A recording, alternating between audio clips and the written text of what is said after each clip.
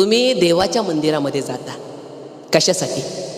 देवाने तुम्हाला काहीतरी द्यावं म्हणून तुम्ही देवाच्या मंदिरामध्ये जाता, बरोबर आहे ना दादा? तुम्ही देवाच्या मंदिरामध्ये तुम्हाला देवाने काहीतरी द्यावं याच्यासाठी तुम्ही कधीच देवाच्या मंदिरामध्ये जाऊ नका.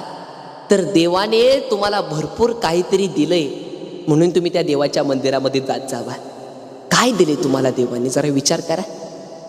एखाद्या माणसाला जर हृदयाचा जर त्रास झाला तर त्या माणसाच्या लक्षात येतं की देवानं मला चांगलं हृदय दिलं होतं.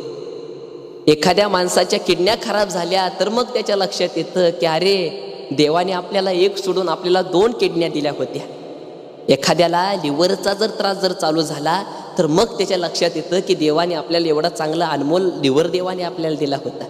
म्हणून विज्ञानाच्या भाषेमध्ये त्या आपल्या शरीराची किंमत 235 कोटी रुपये किंमत आपल्या शरीराची, असं शास्त्रज्ञांनी सांगितलं.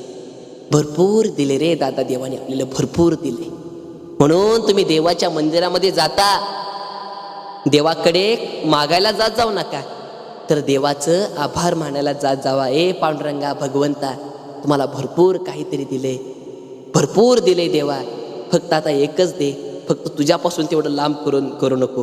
हीच तर खरी भक्ती आहे, लक्षात ठेवा.